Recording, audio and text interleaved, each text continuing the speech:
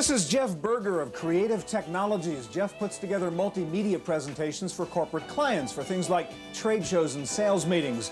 And to do that, Jeff uses a computer he says offers the best combination of price and performance, the Amiga 3000. Now, for Amiga fans, the rest of the world just doesn't seem to understand the beauty and power they find in this multimedia marvel from Commodore. Well, we'll try to help you understand today as we take a look at the latest hardware and software for the Amiga on this edition of the Computer Chronicles.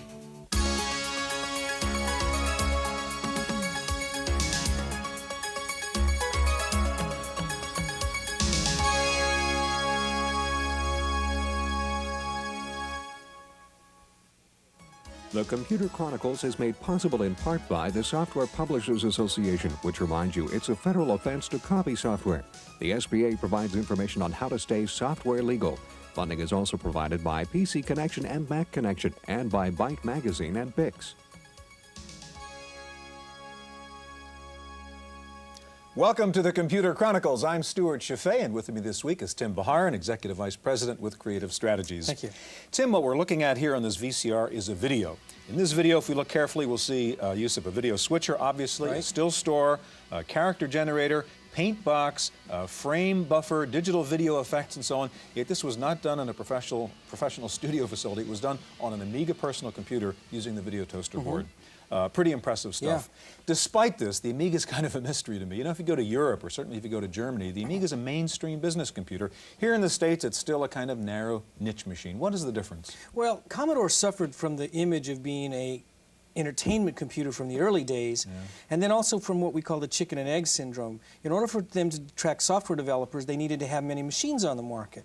But in order to have many machines on the market, you had to get distribution. Right. And because of all the competition and other things that were going on with other operating systems, they've really had some struggles. But they're starting to make a fairly strong comeback because of multimedia computing and things like this. Well, Tim, today we'll look at the newest version of the Amiga, the Model 3000, and we'll see the newest software for the Amiga, including a brand new animation program from the Walt Disney Company, the new Amiga authoring system called Amiga Vision, and the newest version of the video toaster. Now, since the Amiga has not garnered a lot of dealer support or third-party developer support, Amiga users have had to figure things out the old-fashioned way with users groups. We're going to begin with a visit to the original Amiga users group in Palo Alto, California. The first Amiga users group began life in 1985 with a handful of people meeting informally at a neighborhood church in Belmont, California. Since then, FOG's meetings have become bigger and noisier, sometimes attracting over 1,000 people. Because of its increasing size, the monthly meeting is now held in the formal surroundings of a hotel conference room. It draws a mixture of Amiga aficionados ranging from computer hackers to Commodore 64 converts.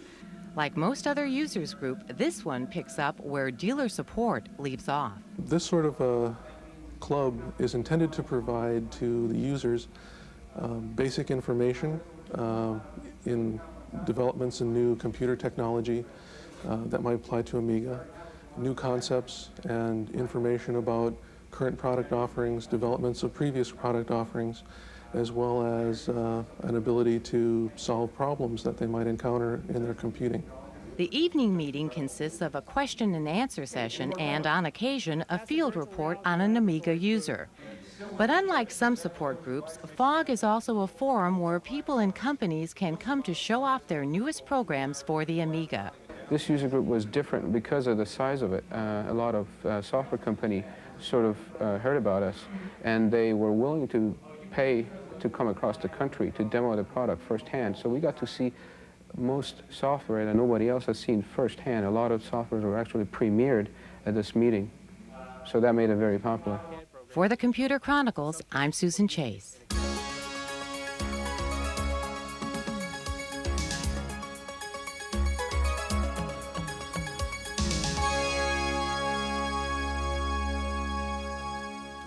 The newest version of the Amiga is the Model 3000, and here to show it off is Hedley Davis, Amiga Product Development Manager with Commodore, and also with us, Sam Palinuk. Sam is a producer with the software division of the Disney Company. Tim?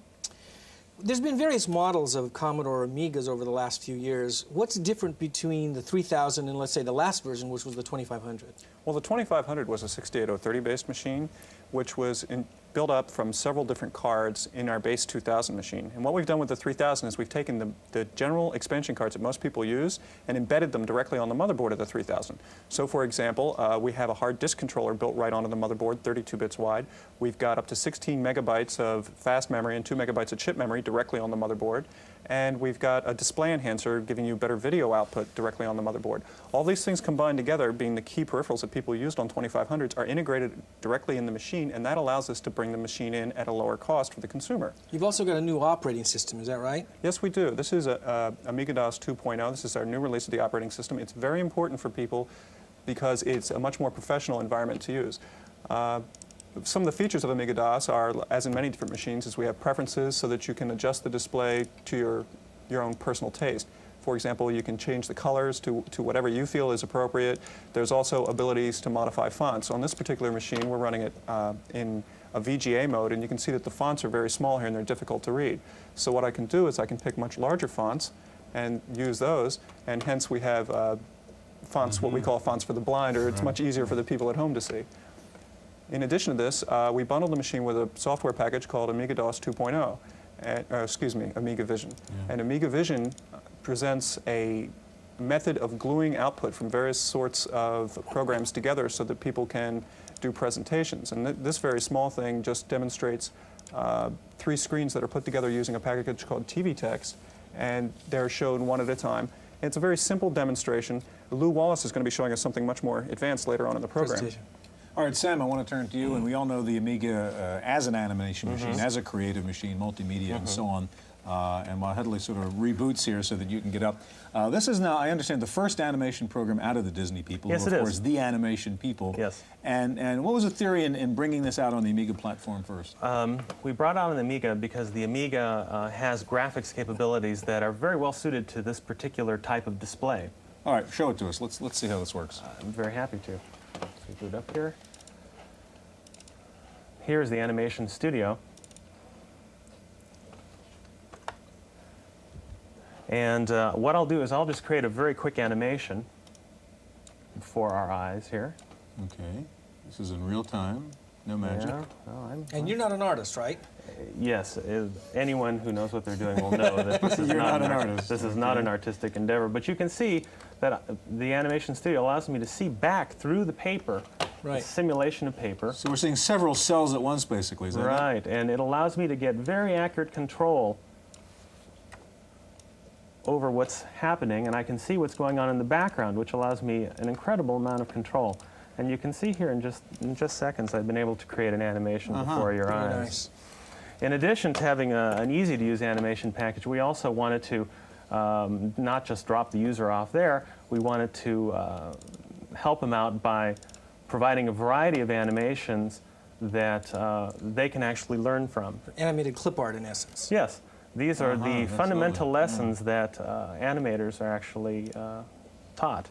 And you can see that I can see through this and study it. We provide several of these that cover all of the basics of animation. In addition, we've included animations from the morgue, films and shorts. And this is what a Disney animator was able to do with that very same notion, using quite a bit of exaggeration and just basic Disney magic. Could we see something in color? Yeah, absolutely. The program also fully supports color, and what I'll do is I'll take one of the included animations and color it in for you very quickly.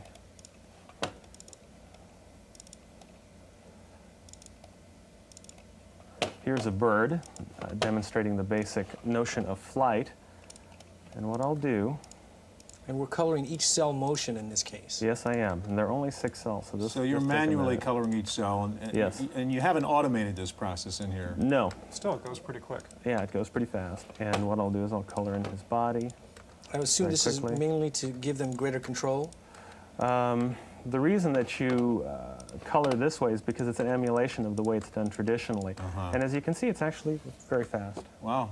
That's great. In addition to these animations, we've also included a completed animation, we set loose one of our Disney animators and said, what would you do with this package? And that's this animation here. It's included with the package. And this was created using this software? It was painted and superimposed on the backgrounds with the package. Wow. And we're very proud of it. Here you can see Donald is using a computer, and he's loading his animation. It's taking a little longer than he's expecting. And to his surprise, Mickey comes up instead of Donald, and he loses his temper, and he strikes a key. It's just like work. That's great, great. Only from Disney. And Tim, as you were saying before, this is really the advantage this machine has in doing this particular kind Absolutely. of work.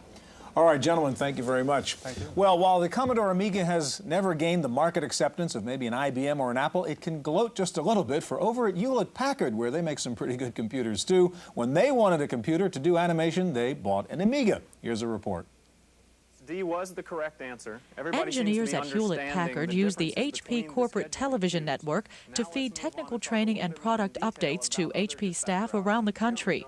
To illustrate some of the abstract technical concepts and the inner workings of the HP products, the engineers use colorful 2D animations created on an Amiga 2500. The video producers at HP's Information Technology Education Network say they had some very specific requirements in mind when they bought their Amiga computer 2 years ago. One of the things was the fact that I could import artwork, clip artwork that we have in our own HP drawing packages and easily move it into whatever system we're using. Secondly, it had to support NTSC video, had to support overscan, had to be easy to use, had to be something where I could just pull software right off the shelf, put it into the system, just go down to any local store and get it. So as looking around, I found the Amiga, it looked like a good fit, found the software I needed that could easily move images around, and that's how we chose it. Using pen and paper, the producer initially creates a storyboard with the engineer. Then, with deluxe productions from Electronic Arts, he puts together an animation sequence on the Amiga graphics workstation. Any changes the engineer wants to make to the drawing can then be made by simply modifying the objects around with the mouse. Vernon says that using the Amiga for animation has improved the training learning curve at HP. The end result for the instructors has been that they can more easily explain their concepts that they couldn't very well explain before. For the students, it's an attention-getting device, really. It's something where all of a sudden they're used to seeing static graphics, and then to see this thing come to life on the screen, again, where the instructor can point, annotate, and even walk into the graphic using a blue screen, is pretty exciting. It gets them involved. For the Computer Chronicles, I'm Maria Gabriel.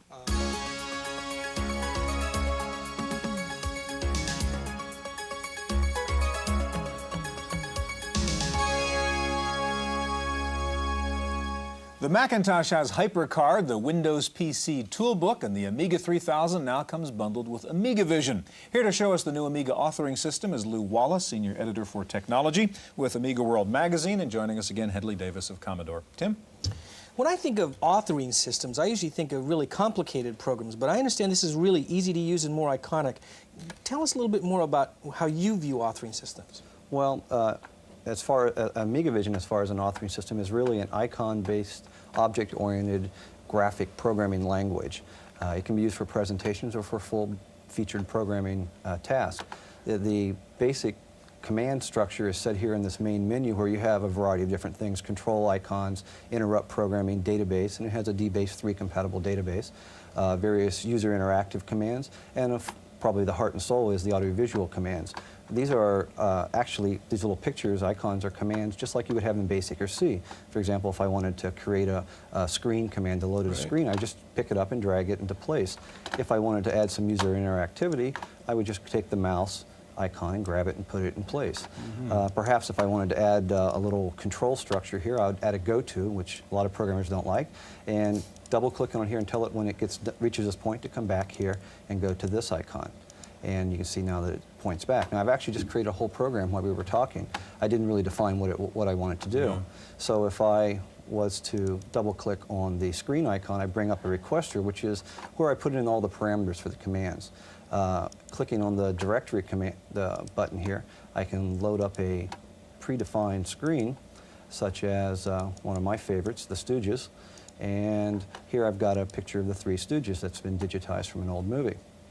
Now, if I could just present this and show the image, but to make it interactive by clicking on the mouse command, I can go into an object editor, which allows me to create interactive hotspots on the screen. And here I've loaded the image to preview, and I'm going to add some user interactive hotspots here. We'll start with curly, and I'm just going to outline them very quickly. And I've created a hotspot here that I can then further define with sound effects. So if you punch on curly, something will happen. Something will happen. Yeah. I can have feedback sounds or colors or whatever I need to do.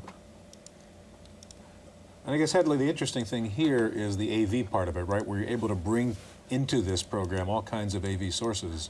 Yeah, one of the important things about the machine is your ability to take video and overlay it on top of your computer output. So we can take computer graphics, video from video disc, audio samples, and combine them all together into a cohesive thing. Or even animation. And animation, computer-generated digital animation. All right, Lou, you've got an example of that, I think, next. Yeah, I do. This is something I did in about 30 minutes. I used a ray tracing animation package, and I generated an animated ray trace skeleton, a human skeleton. I have text windows here for information, and hotspots on the screen where I can just click on something and something will happen. In this case, I zoomed in on the ray trace skeleton. So what about video? Okay, well, let's get out of this one. And I have previously loaded here what I call the Encyclopedia of Insects, and this is based upon a commercially available Laserdisc from Pioneer from the Encyclopedia of Animals series. And what I did was I created animation and screens and a control program to interact with it. So you can see that he's got digital graphics up here, and at the same time he's going to be able to have video coming from the video disc. The metaphor I used here was that of a book, an encyclopedia. If there was something I was interested in here, I could simply click on it and we'd get a full motion video sequence. If it wasn't something I liked on this page, I just click the next page gadget and we actually get an animated page turn. Okay, so pull up some video for us. Let's say that we're interested in leafcutter bees, for example. I can click on that, and the laser disc will be activated, and we will combine computer graphics down here with full motion video and sound. The leafcutter bee this is completely controllable by the user. For example, if there was a frame here that I was particularly interested in to study, I could just click on it on the frame and pause wherever I liked. And then if I didn't really like that, I'd hit the done button and go back to the menu. And again, you were able to create that all yourself, you say, in a couple days under Amiga Vision. Actually, a couple evenings, yeah. Really? Using Amiga Vision and various Amiga graphic programs because everything's fully integrated So what together. you're really doing is you're going out and getting multiple sources. In this case, you're getting video. In the earlier case, you were getting art and animation. Right. And then you're using this iconic authoring system to tie it all together. That's right. It's all done with graphic commands. That's what makes Amiga Vision a little easier and less intimidating to the average user as opposed to more traditional computer All right, languages. Lou Hedley, thank you very much. In just a minute, a look at one of the hottest Amiga add-ons, the video toaster, so stay with us.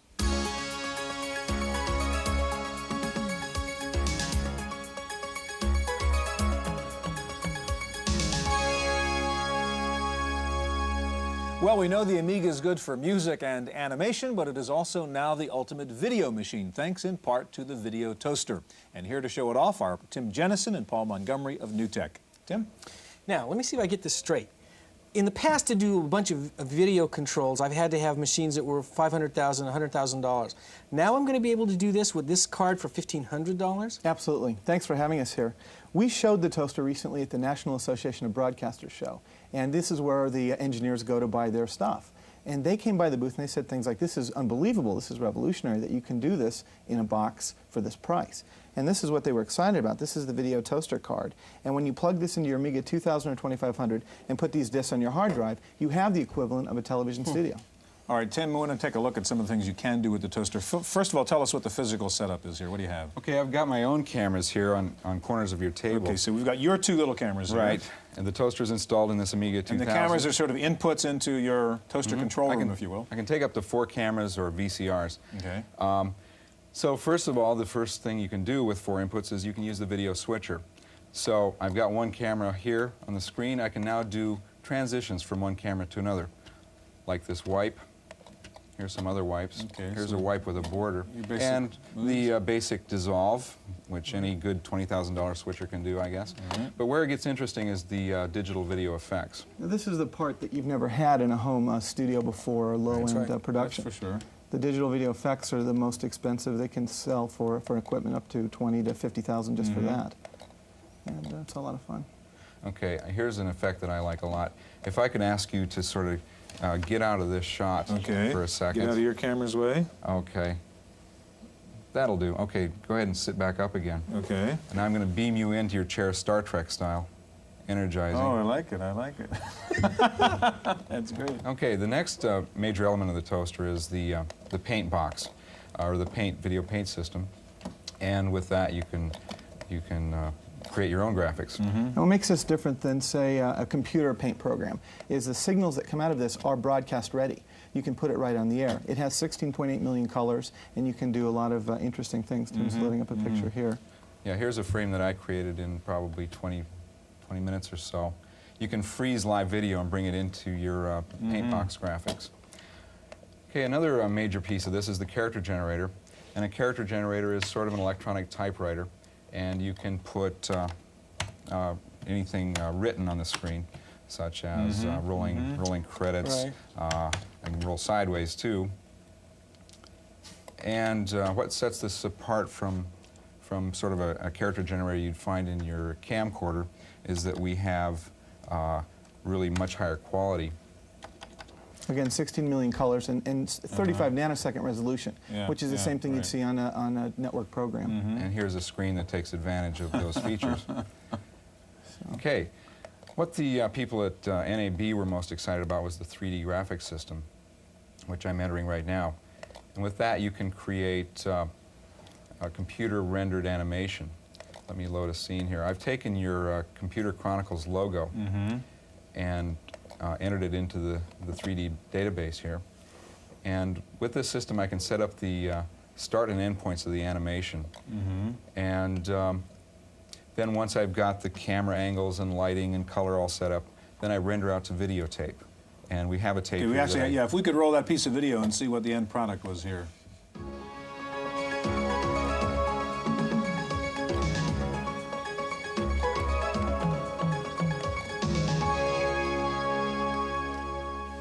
I can tell you that stuff usually costs about $1,500 a second. That kind of stuff. And I understand you did that in about a half an hour. To set up the thing. To render it, it took a few hours to do. Now, Paul, it does seem like magic. I mean, Tim was mentioning before, how do you do this? I mean, you've got every expensive machine you'd have in a TV studio coming off that one board. I mean, what's the trick? Part of the magic is the Amiga. The Amiga, of all the computers in the market, is the only one set up with video timing. So you can easily add the circuitry we needed to do it. In the toaster, we have 4 custom chips, and those custom chips give the horsepower to do everything. Plus, we have 350,000 lines of code, mostly assembly language, running on the Amiga, and that's how it works. And who do you see as the user now? Is this really designed for the broadcast professional? Is this going to be high-end home video? Where do you see it going? Well, video is everywhere. It's sort of the new literacy. And people are using it in homes, schools, businesses. But the problem is that video you make with your camcorder looks amateurish and is boring, actually.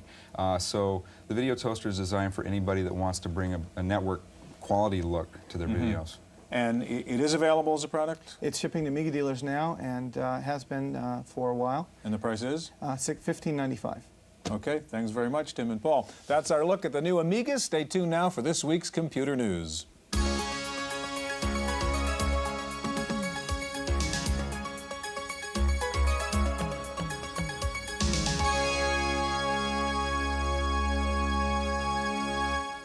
In the random access file this week, notebook-sized laptops were the rage at the Fall Comdex show in Las Vegas.